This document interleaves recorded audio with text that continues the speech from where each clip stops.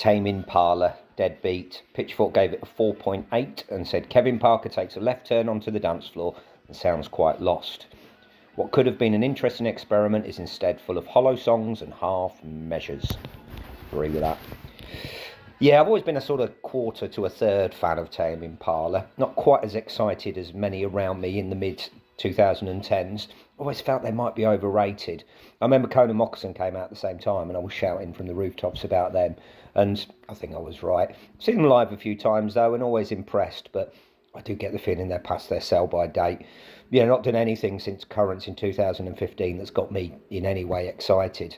And I wasn't that excited about that then. So I was excited to see if this was a comeback album.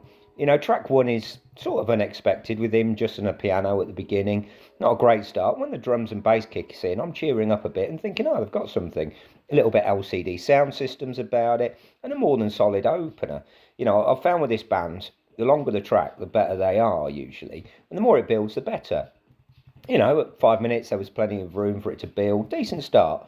Not blown away, but shows promise. Track 2 was a bit of a drop-off, though. It sounded like a New Order B-side and even sounded a bit like Bernard Sumner. I'm never been 100% convinced with his voice. I don't think it's quite as good as he thinks it is.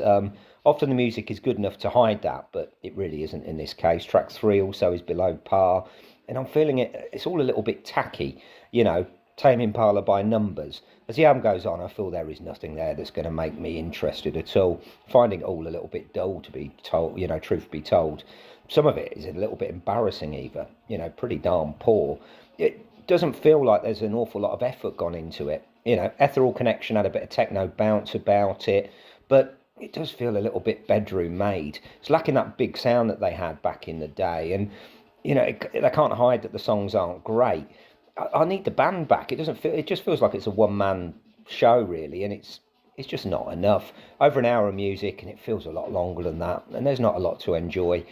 Sorry, indie kids of the mid-2010s, but I think you backed the wrong band in many ways. I'm just not impressed, don't see anything, and looking forward to never hearing that again. 5 out of 10. Please like and subscribe.